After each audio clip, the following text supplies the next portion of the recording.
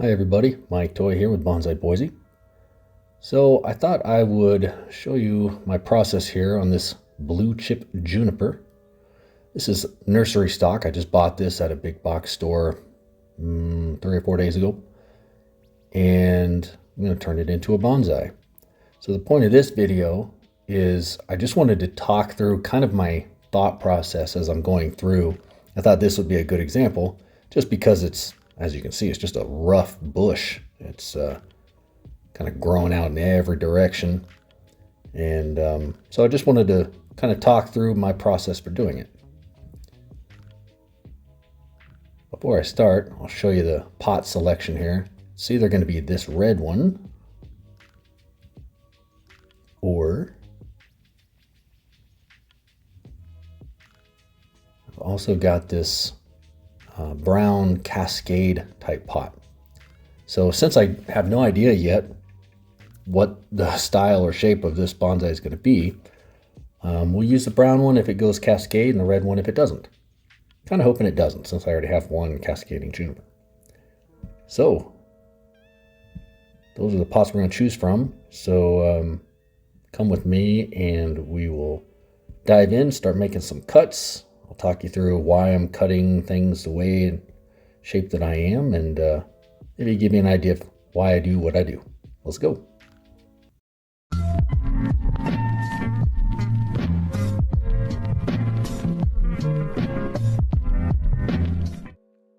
Okay. So a little bit about this tree, just so you know. I don't know a ton about blue chip junipers, but what I do know is that they're basically a ground cover. You see them in landscaping a lot. You'll see them in the little sideburns and sidebars in parking lots. You ever see like little ground cover juniper? That's probably one of these. Doesn't mean we can't bonsai it though. So I took it out of the pot, which I don't normally like to do. I try not to disturb it any more than I have to until it comes time. But I had to in this case because it was just so dense I couldn't see in there. So the first thing that I typically do if I have no plan, which I don't, is I just want to see what's going on. So I'll remove some of the soil off the top and try to expose some of that trunk. I've noticed oftentimes with nursery stock, I don't know why, I don't know their whole process or anything, but they cover up the trunk a lot. I've, exposed several inches of nice trunk before, just buried in soil.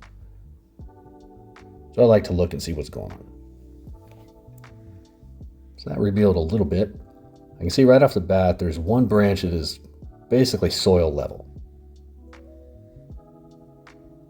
And I know I'm not going to want that. So anything that I am sure I'm not going to use or want, I'm going to get rid of to help clear it up. I can start to see the flow of this trunk. It kind of goes up and then over to the left side there. That branch I'm getting rid of was basically crossing it, so we know we don't want that, so I got rid of that. And I'm just sort of inching my way in. I don't come in guns a-blazing and making big chops, at least not yet. It ends up being the equivalent of it, 10 little chops compared to one big chop. But I don't know how it's going to go yet. So I don't want to make any big chops and paint myself into a corner where, now I kind of have to go with this one style because I just chopped it in half and that's my only option. So I'm just inching my way in. So now you can kind of get a better idea. The trunk goes up and to the right, and then up again, and then to the right again. So I kind of like the flow of that. I try to work with the tree as much as possible. So I'm leaning that direction. And if that is the case, then we know some of these other bottom branches are going to have to go as well. Like that one. So a few general rules that I follow, and there's always exceptions, so these are not written in stone, but typically you don't want a branch or any foliage coming out of the inside of a curve. or what I would call the elbow of a curve. Just doesn't look good. The outside of a curve, sure. Inside of a curve, no. So I'm going to get rid of that. And you can already see it's starting to get a little cleaner look already. I'll clean up my cuts here. And the more I go in there, the more that trunk line and the flow of it is really starting to appeal to me. So I'm leaning more and more toward that style. And keep in mind, you might do it and then 6 months down the road go, I don't like it. And you can change it. But right now, that's kind of what we're going to go with, I think. This is a better look. So again, I'm just inching my way in, kind of figuring out what to keep, what to get rid of. Some branches I might take off completely right off the bat. Others I might take part of it, leaving me some options if I decide, I kind of need that to, complete this design that's in my head now. Now this particular tree, this juniper, is very dense. It's just got branches coming out of everywhere. So there's almost no spots without some foliage growing. So it's really a good problem. It just means you have unlimited options. You just get rid of the ones you don't want. The opposite problem is when you don't have foliage in the spots that you want. That's a lot harder to fix. A couple other rules of thumb. First rule is you don't want foliage on the inside of a curve. The other one is you don't really want foliage growing down. Now I'm just doing some cleanup here, so I put it in super speed. Any of the just grunt work, I kind of speed through, so you can see the relevant parts. I don't want these long branches on the opposite end. Since we know we're following that trunk line, I do like to have an accent branch, growing on the opposite side of the trunk line. So we'll try and do that, but I don't want a big long branch that is basically competing with the main trunk. We want it to accent, not compete. And I guess I'm just going to throw out there too, these are just my rules of thumb. It doesn't have to be for everybody. Probably people out there that will disagree with what I'm saying in some of these spots, and that's fine. They might even be right, who knows? I'm just telling you my general thought process when I'm doing it. So we don't want branches growing on the inside of a curve. There's a good look at that trunk line there. That's kind of the flow we're going to follow. And we don't want branches growing down, or foliage that is growing down.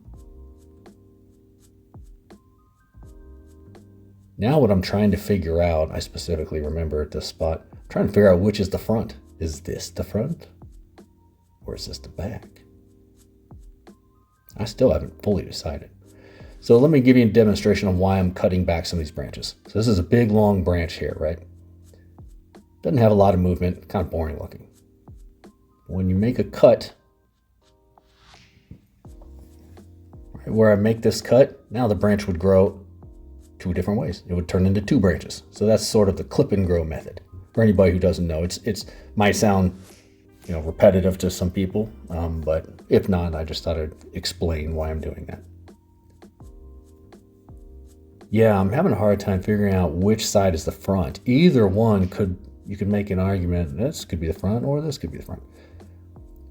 I like the front where the trunk is basically going off to the right side. I like that, except the accent branch on the left is sort of like curving inward too much.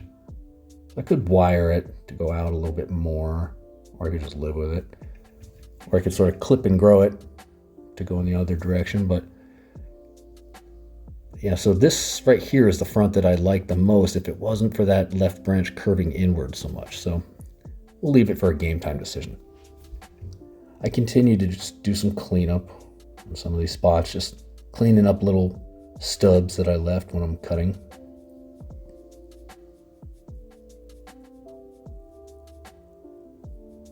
You you can get a better idea now, I think, of that trunk and sort of the style.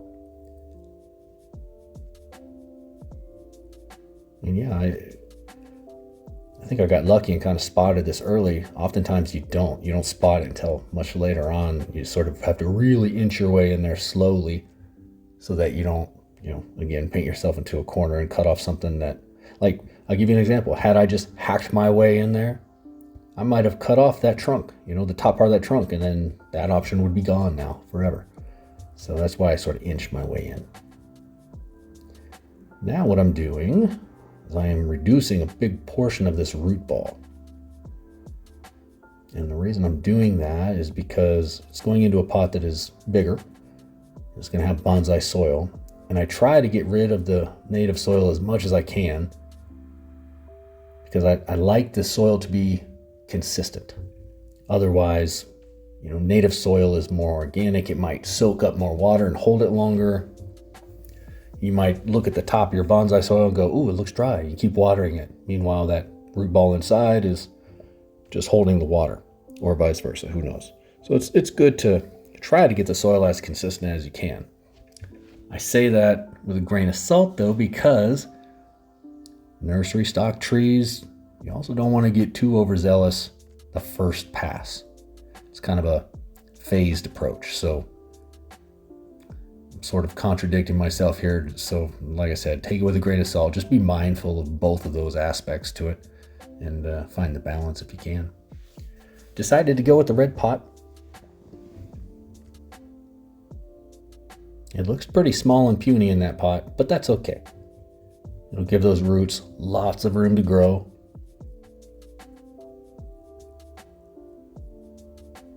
Put a screen at the bottom, put in some bonsai soil.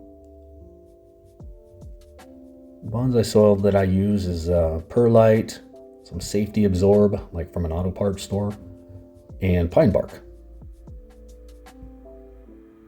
And thanks to a suggestion from a subscriber who left a comment on one of my videos, I can't remember which one, I now pre-rinse my soil. I used to sift it. And it seems like I could sift it and sift it and sift it until my face turns blue for hours. And still, when I would go to use it, just big dust clouds everywhere. I was like, what's the point? Now, I cut the bottom off of a big storage, those plastic storage bins. I cut the bottom off and wired in some screen on the bottom. So now the bottom is just a giant screen. I mix up the soil, put it in that, just rinse the heck out of it outside with a hose, let it dry, and I don't get the big dust clouds. I'll make a specific video on this soon because it's kind of new to me. But I digress. What I'm doing now is I'm just working that soil in. It's kind of just a root ball, so there's not a whole lot of working it into roots that I have to do. But I still want to get out any air pockets. I want to make sure that there's no, air pockets in there so that are going to collapse later and roots will dry out. So I just want to make sure it's nice and even, nice and consistent. Now, time for a rinse. I forgot to make room on the bench, so I guess we'll do this on the ground.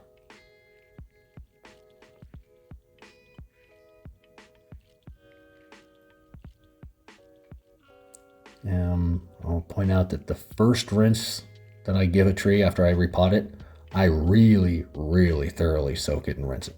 Because no matter how finely you sift it out, see how dirty that is, it's still got a bunch of dust and dirt and just little particles. You want to get rid of as much of that as you can. So it's good to just rinse it until the water runs out clear. Because like I said, you want to get rid of as much of that stuff as you can so that it's just well-draining, porous soil without dust and dirt. So this is how it looks. Remember what a bush that thing looked like? I think this cost me about $12 at the store. The pot I've had for a while. That amount of soil probably cost me $1.50. I don't know. I make a ton of it at times. It's hard to tell. But here's a look at the structure. I may reduce that left side, that accent branch, even more. I don't know. I'll have to look at it for a while. It's a little heavy. I think. Not bad, not bad. My blue chip juniper. Ironic, since I put it in a big red pot. I'm gonna put it out here next to, you can see my other juniper there. It's a cascade style right to the left of it. They can be buddies. There it is. If you haven't subscribed yet, please do. You can see updates on this one and all the others. I try to do regular updates as much as possible. I've got a lot of different species, so I appreciate everybody who does. Thanks for watching. Have a good rest of your day, everybody.